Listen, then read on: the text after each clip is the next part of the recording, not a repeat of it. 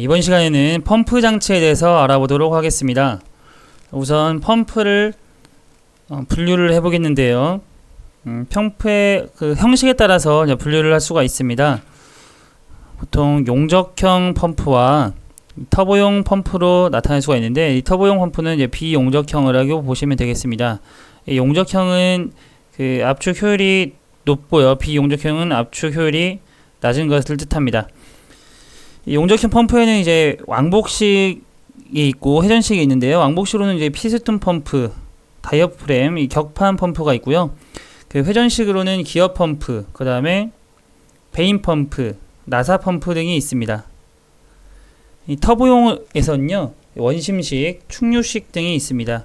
이렇게 용접형과 터보용으로 이렇게 나눌 수 있어야 되고요. 이제 용접형에서도 이제 왕복식에 속하는 게 피스톤 펌프, 회전식에 속하는 게 기어 펌프, 베인 펌프, 나사 펌프 등이 있다는 거 알아주시면 됩니다. 터보용 펌프 같은 경우는요, 회전차를 케이싱 내에서, 케이싱은 상자로 생각하시면 된다고 했죠. 그 케이스라고 생각하시면 되겠습니다. 그 케이싱 내에서 회전시켜 액체에 에너지를 주는 펌프를 터보용 펌프라고 하고요. 원심식 펌프는 이제 원심력을 이용해서 그 속도 에너지를 받아서 작동하는 펌프. 사류식 펌프라고 하는 것은 입구와 출구가 모두 경사진 방향으로 유입 및 유출하는 구조로 된 펌프를 얘기하고요. 충류식 펌프라고 하는 것은 회전차의 입구에서 출구에서 그 모두 축방향으로 유입 유출하는 구조로서 그 안내 날개 양력에 의한 그 압력 에너지와 속도 에너지를 주는 펌프가 되겠습니다. 용접형 펌프는 이렇게 액체를 이제 압축하는 그런 펌프가 되겠죠. 그래서 용접형 펌프라고 하는 것은 압축률이 효율이 그 좋은 펌프라고 말씀드렸습니다. 왕복식 펌프로는 이제 대표적으로 피스톤 펌프가 있겠는데요. 왕복 운동에 의해서 이제 흡입한 다음에 압축 후에 송출하는 것이 되겠습니다. 이게 고압을 요구하는 데 많이 사용이 됩니다. 송출량은 적고요. 회전식 펌프로는 이렇게 기어, 베인, 스크류 등 회전동에 의해서 액체를 이송시키는 펌프가 되겠고요. 벌류트 펌프, 디퓨저 펌프, 베인 펌프 등도 있겠습니다. 그러니까 여기에서는 굉장히 많은 펌프들이 나왔는데요. 이게 용접형 펌프에는 어떤 것들인지, 터보용 펌프에는 어떤 것들인지 구분을 할 수 있으면 되겠습니다. 네, 펌프의 동력입니다. 수동력과 축동력을 구하는 공식이 나와 있는데요. 여기서는 이제 PS 단위와 그 킬로와트 단위가 나오는데, 자, 1PS라고 하는 것은 1kg 중 75kg이죠. 75kg 중 미터 퍼 세크가 되어 있고요. 1kW라고 하는 것은 102kg 중 미터 퍼 세크가 되겠습니다. 그래서 여기 지금 분모에 나와 있는 킬로와트 단위 때는 102이고, 그 다음에 PS 단위는 75. 이것은 이 단위 환산에 따라서 이렇게 된다는 거 알고 계시면 되겠습니다. 여기서는 지금 그 유량이 미터 세제곱 퍼 세크고요. 자, 양정 미터, 자, 비중량이 자, 킬로그램 퍼 제곱 세제곱 미터로 이렇게 나와 있는데요.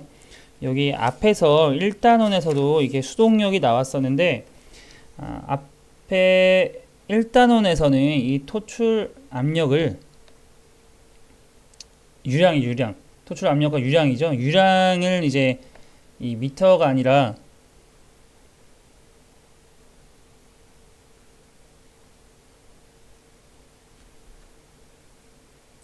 센티미터 단위로 해가지고, 지금 여기가 좀 1단원에 나와 있는 내용과 조금 다릅니다. 자, 단위 환산에 대한 내용이기 때문에 우선 좀 염두에 두시고요. 여기 지금 분모에 나와 있는 102와 75는 자, 1PS 단위는 이제 75kg 중 미터 퍼 세크이고, 1kW는 이제 102kg 중 미터 퍼 세크이므로 단위 환산에 의해서 이게 된다는 거 알아두시면 되겠습니다. 펌프의 효율입니다. 전 효율이라고 하는 것은 축동력분의 수동력 곱하기 100이 되어 있고요. 수력 효율이라고 하는 것은 자, 이론 양정분의 실량정, 그리고 기계 효율이라고 하는 것은 축동력분의 축동력 마이너스 손실동력, 그리고 곱하기 100이 되어 있고요. 최적 효율이라고 하는 것은 송출량 플러스 누설량, 총 유량분의 송출량이 되겠죠. 곱하기 100을 하게 되면 최적 효율이 나옵니다. 이 공식 꼭 알아두시고요.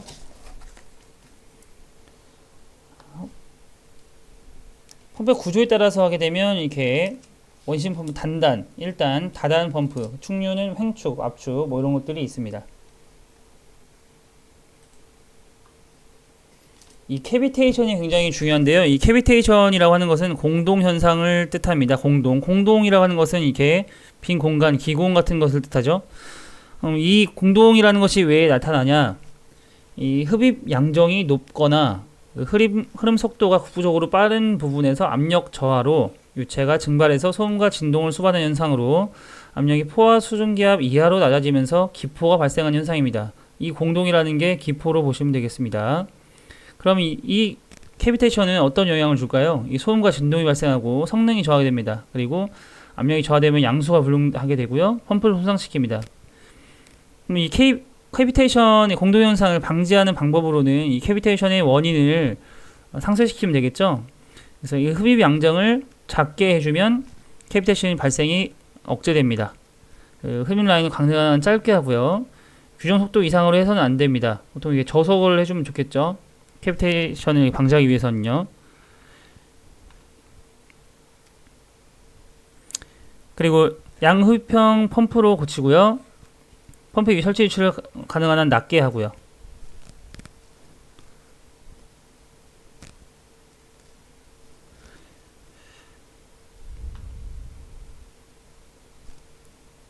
여기서 이게 저속으로 한다는 건 상대적인 그 내용이 되겠습니다. 너무 그 속도가 올라가서 이제 캐비테이션이 발생할 것 같으면 상대적으로 좀 낮춰준다는 거죠. 무조건 저속으로 하면 안 됩니다. 상대적으로 속도를 낮춰주라는 얘기입니다. 여기는 저속이 아니라 속도 저하로 표현을 하겠습니다. 개념 잡기 문제 풀어보도록 하겠습니다. 펌프에 캐비테이션이 발생하면 성능 저하와 펌프를 손상시킵니다. 캐비테이션 방지 방법으로 적합하지 않은 것. 흡입관을 크게 해야 되고요. 펌프 회전수를 낮춰줘야 합니다. 상대적으로 좀 저하를 시켜줘야 되죠. 양흡입형 펌프를 사용해야 되고요. 흡입 양정을 되도록 낮게 하는 것이 맞습니다. 펌프의 회전수를 높이게 되면 이게 규정 속도 이상으로 올라갈 수가 있기 때문에 그렇게 해서는 이제 캐비테이션을 발생시키는 원인이 되게 되죠. 그래서 회전수를 높인다기보다는 그 적정 온도로 낮춰주면 되겠습니다. 답은 2번이 되겠고요. 다음은 수격 현상입니다. 수격 현상이라고 하는 것은 그 펌프의 동력이 급히 차단될 때 관내 압력 상승 또는 하강하는 현상이 되겠습니다. 이것을 수격 현상이라고 하는데요. 압력 강화에 따라서 관로가 파손되고요. 상승압에 따라서 밸브 등이 파손되겠죠. 압력이 상승되게 되면요. 그래서 상승 압력이 에 따라서 밸브 파손되는 걸 막기 위해서 이제 안전 밸브라는 것을 사용합니다. 안전 밸브. 여기에 릴리프 밸브였죠. 그럼 이 수격 현상을 방지하기 위해서는 급 기동을 하지 않고요. 서지 탱크를 설치합니다. 이 서지 탱크라고 하는 것은 이 서지압이라고 하는 급격히 발생하는 그런 압력을 방지하는 그런 탱크로 보시면 되겠고요. 급개폐를 하지 않고요. 급격하게 열었다가 닫았다가 하지 않는다는 뜻입니다. 플라이 휠을 장치하고요. 이 부하를 방지하고 펌프 회전 속도를 유지하는 역할을 해줍니다. 관로에 부하 발생점에 공기압을 설치합니다. 개념 잡기 문제 풀어보겠습니다. 수격 현상 방지책으로 틀린 것. 서지 탱크를 설치한다 맞고요. 서지압을 발생하는 것을 막기 위해서요. 관로에 부하 발생점에 공기 밸브를 설치한다 맞고요. 관로에 지름을 크게 해서 관내 유속을 감소시킨다. 여기 지금 관내 유속을 감소시킨다는 말이 맞습니다. 이게 수격 현상이라는 정의가 급격한 그 유속의 변화에 의해서 일어나는 거기 때문에 유속을 감소시키게 되면 이 수격 현상을 방지하는 방법이 되겠습니다. 플라이를 방치를 이용해서 회전 속도를 급감속시킨다가 아니라 모두 급감속이나 급개폐를 하지 않는데요. 급감속시키는 것이 아니라 그 일정한 회전 속도를 유지해주는 역할을 해주게 됩니다. 플라이 휠 장치는요. 그래서 답은 급감속시키는 게 아니라 회전 속도를 유지시켜주는 플라이 휠 장치에 사용한다가 맞으므로 답은 4번이 되겠습니다. 다음은 펌프의 운전입니다. 서징이라는 용어가 나오는데요. 자, 서징이라고 하는 것은 유량과 토출 압력 이상의 변동을 일으키는 현상을 서징이라고 합니다. 공기실 설치에 서징을 방지할 수 있는데요. 여기 용어들이 중요합니다. 서징. 펌프 운전상의 주의사항으로는 뭐 소음, 동력 관계, 배율 온도, 다른 기계들과 이제 좀 그 이상 현상과 다 비슷한 내용들입니다. 조금씩 다르니까요. 이것도 눈에 익게끔만 보고 넘어가시면 됩니다. 시음전시 주의사항으로도 고온정을 시키지 않고 흡수 확인해야 되고요. 회전 방향을 확인해야겠죠. 밸브 개폐에 주의해야 되고요. 압력, 진공, 전류, 소리, 진동, 배열 온도에도 주의해야겠습니다. 예, 이런 것들이 다 소리가 나거나 진동이 발생했다 그러면 이상현상이 일어나는 거죠. 베어링 온도도 너무 많은 온도 과열 현상이 일어났다. 그럼 과열 현상이 일어나는 원인들이 있잖아요. 그 원인들을 이제 발생 원인들을 이제 제거를 한 후에 이제 시운전을 해야겠죠. 그래서 이런 것들을 주의해서 점검을 해야 됩니다. 펌프의 보수 관리로는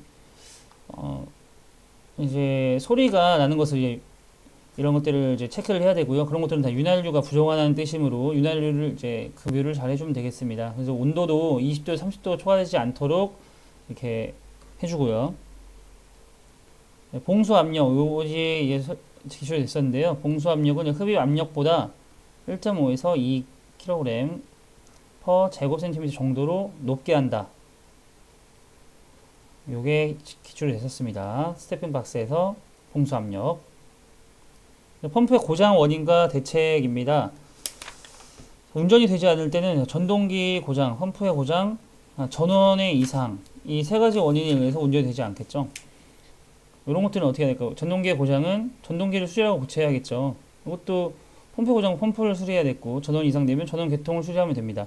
시동 후에 송출이 되지 않는다. 그러니까 전원은 들어오는데 운전은 되는데 송출이 되지 않는다는 그 회전이 반대 방향으로 되거나 흡입 쪽에 다른 것들이 공기가 유입됐거나 그리고 흡입 송출 밸브가 잠겨 있거나 그리고 양정이 과다한 경우 송출이 되지 않겠죠. 진동 및 소음이 나는 것들은 이제 펌프 축과 전동기 축 중심이 맞지 않을 때 소음이 날 수 있겠죠. 진동도 발생하고요. 축이 휘었을 때 미스 얼라이먼트, 언밸런스 이런 거에 의해서 나오는 겁니다. 그런 것들은 다 대책은 다 그런 걸 교체하거나 고쳐주면 됩니다. 송출량 감소 같은 경우에도 뭔가 유입됐거나 여과기가 막혔거나 이게 필터죠, 필터. 누설도 이제 누설 방지해주는 이 패킹이 불량하거나 이제 결합해준 부품들이 풀렸거나 이런 현상들에 의해서 나타나겠습니다. 이상 현상으로는 펌프 축에 설치된 베어링의 이상 현상 원인으로는 분할류가 부족하거나 베어링 장치 불량, 축 방향으로 이렇게 추력이 발생했을 경우 그런 경우 이제 베어링 이상 현상의 원인이 되고요. 자, 원심 펌프의 이상 현상 원인으로는 이제 패킹이 주축간 과도하게 벌어졌거나 간극이 많이 벌어진 거죠. 펌프 회전 방향이 틀릴 때 역으로 회전하게 되면 당연히 이상 현상이 발생하겠죠. 그리고 원심 펌프의 진동 원인, 캐비테이션 공동 현상이 발생됐을 때 회전 방향이 잘못됐거나 너무 낮은 펌프의 속도가 굉장히 낮으면은 진동이 날 수 있겠죠. 내부 마멸, 축의 굽힘 등이 있겠습니다. 부식 작용 요소로도 이게 온도가 높을수록 부식되기 쉽고요. 유체 내 산소량이 많을수록 부식되기 쉽고, 유속이 빠를수록 부식되기 쉽고, 제가 응력을 받고 있는 부분이 부식되기 쉽습니다. 표면 거칠수록 부식되기 쉽고요. 한 번씩 다 읽어보시면 다 외우지 않아도 어렵지 않게 골라낼 수 있는 그런 내용들입니다. 전격 유량 이하에서 운전할 때의 문제점은 전격 유량 이하에서 운전할 때라고 하는 것은 내가 100의 유량을 필요한데 뭐 50 이하로 이제 운전을 한다 이 뜻이 되겠죠. 그럼 차단점 부분에서 펌프 과열 현상이 나타나게 됩니다.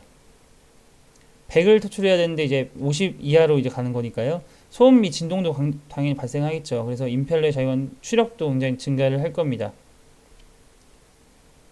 이 전격 유량이라고 하는 게 정해진 기준 유체의 양이죠. 근데 그 전격 유량 이하에서 운전할 때는 이런 문제점들이 발생하게 됩니다. 다음은 기계 분해 조립입니다. 기계 분해 조립으로는 이렇게 작업실 주의사항들이 있는데요. 무리한 분해 조립은 하지 말아야 되고요. 마킹은 틀리지 않게, 헷갈리지 않게 해야 됩니다. A를 B로 하거나 B를 A로 했을 때 굉장히 큰 고장의 원인이 될 수 있으므로요. 바뀌지 않게 정확하게 해야 되고요. 청소를 깨끗이 한 후에 조립해야 되고요. 이물질 들어가지 않도록 해야 되고 불량품을 사용하지 말아야 됩니다. 조립 완료 시의 점검 사항으로는 부속품과 부착물을 점검하고 급유 상태를 꼭 점검을 해야 됩니다. 조립 후 가볍게 시운전을 통해서 올바르게 조립이 되었는지 점검을 해야 됩니다. 분해 작업 시 주의사항으로는 분해 순서를 정확하게 지켜야 되고요. 마킹 정확히 하고 관계 위치 기록하고 흠집 방지하고 분실에 주의해야 됩니다. 바로 개념 잡기 문제 풀어보도록 하겠습니다. 기계 조립 작업 시에 주의사항으로 옳지 않은 것. 볼트와 너트는 균일하게 체결해야 되고요. 무리한 힘을 가해서 조립하지 말아야 됩니다. 정밀기계는 장갑을 착용하고 작업할 것. 이것은 정밀기계라면 회전기계도 포함되겠죠. 회전기계에 작업을 할 때는 장갑이 말려 들어갈 수 있으므로 장갑을 절대 착용하면 안 됩니다. 답은 3번이 되겠고요. 이물질이 들어가지 않는다. 당연한 얘기가 되겠습니다. 답은 3번이었고요. 다음 열박음입니다. 열박음 이제 베어링을 끼워 맞춤할 때 온도들이 굉장히 중요했었죠. 베어링 열박음할 때 100에서 120도 정도로 열박음을 실시하고요. 그리고 130도를 초과하게 되면 베어링 재료가 그 경도가 굉장히 저하된다는 거, 이 온도를 중요하게 보면 됩니다. 그리고 축입 같은 경우에는 200도에서 250도 이하로 이제 가열한다는 거, 이 온도만 보고 넘어가시면 되겠습니다. 이 밸브는요, 직선 배관 도중에 설치해서 유체의 흐름을 조절해주는 이음새인데요. 뭐 유체의 흐름을 차단해주거나 그리고 이 흐름과 토출 방향이 그 출구가 뭐 일직선이란지 직각이란지 이런 거에 의해서 밸브 명칭이 바뀌게 됩니다. 글로브 밸브 같은 경우에는요, 이 입구와 출구가 일직선입니다. S자 모양으로 되는 밸브로서요, 그 소형이고요, 수도꼭지에 이용하는 밸브가 되겠습니다. 앵글 밸브 같은 경우에는 이제 입구와 출구가 직각입니다. 그리고 방향이 90도 방향이 바뀌는 그런 밸브가 되겠습니다. 니들 밸브라는 것이 있는데요. 이것은 밸브 디스크가 바늘 모양으로 되어 있는 얇은 그런 밸브가 되겠습니다. 그러니까 미세한 유량을 조정할 때 그런 밸브가 되겠고요. Y형은 그 추 유로가 45도로 이렇게 45도 입구 측과 출구 유로 이렇게 되어 있는 거죠. 셀루스 밸브 같은 경우는 유체가 일직선으로 흐르고 유체적이 가장 적고 유체 흐름이 대해서 수직으로 개폐하는 밸브가 되겠습니다. 손실 수도가 굉장히 적은 밸브가 되겠고요. 체크 밸브 같은 경우는 이제 한 방향으로만 흐르게 하는 그 역류 방지 밸브인데, 체크 밸브에는 뭐 리프트 체크 밸브, 스윙 체크 밸브, 풋형 볼 체크 이런 것들이 있습니다. 이게 역류를 막아줄 때 볼을 넣느냐, 뭐 풋형을 넣느냐 이런 거에 따라서 이렇게 명칭이 다르게 됩니다. 보통은 이제 볼 체크 밸브를 많이 사용합니다.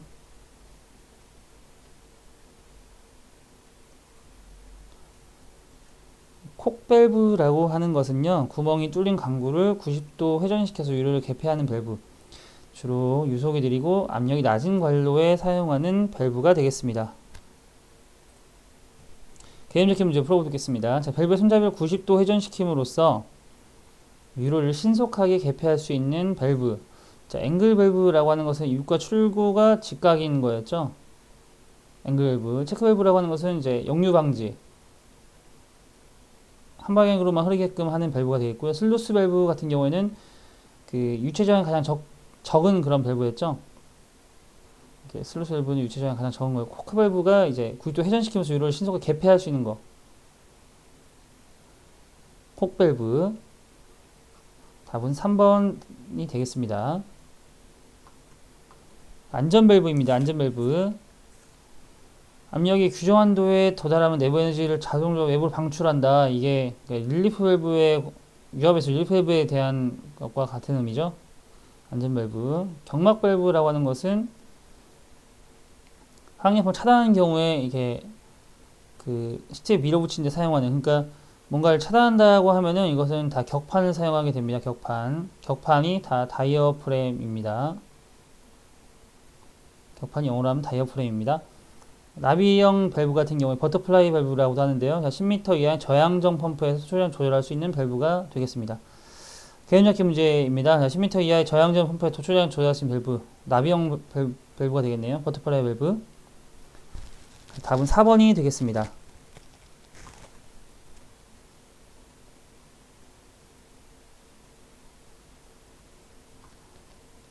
다이어프램은 경막 그 밸브와 같은 의미고요. 자, 플랫 밸브라고 하는 것은 관리 설치한 힌지로서요, 된 그 밸브판에 가진 밸브로서 밸브판을 회전시켜 개폐하는 그런 밸브가 되겠습니다. 스톱 밸브 또는 역지 밸브로 사용되는 밸브가 되겠습니다. 이 플랫 밸브는 거의 안 나옵니다. 자, 푸트 밸브도 있고요. 메인 코크도 있습니다. 그리고 리프트 밸브, 체크 밸브에 속하는 그런 밸브가 되겠죠. 리프트 밸브. 유체 흐름의 차단 장치로 가장 널리 사용되는 스톱 밸브가 되겠습니다. 리프트 밸브. 개폐도 굉장히 빨리 할 수 있고요. 작동이 확실합니다. 이 밸브들을 설치할 때 고려사항으로는 그 밸브의 설치, 시운전, 보수 시 운전자나 주변기기에 대한 안전성을 고려해야 되죠. 수동 조작이 가능하도록 해야겠죠. 이게 위험할 때 수동 조작이 되지 않으면 굉장히 위험합니다. 유지 보수가 용이해야겠죠. 설치 운전 비용이 저렴해야 됩니다. 주위 환경으로부터 밸브를 보호할 수 있도록 그렇게 설치를 해야 됩니다. 밸브 주의사항 일반적인 주의사항으로는 밸브 열 때는 처음엔 약간 열고 기계 상태 확인하면서 좀 열림 위치를까지 열고요. 갑자기 열게 되면 급격하게 열게 되면 위험한 경우에 더 큰 그 일이 발생할 수 있겠죠. 그래서 조금씩 열어주는 겁니다. 조금씩. 밸브를 닫을 때 밸브가 진동을 일으키면 빨리 닫게 되고요. 이종 금속으로 이루어진 밸브를 닫을 때는 냉각한 다음에 더 재기를 하면 되고요. 그리고 밸브를 완전히 열 때는 개폐 손잡이를 완전히 열릴 때까지 돌린 후에 약 2분의 1의 전만큼 반대로 돌려놓습니다.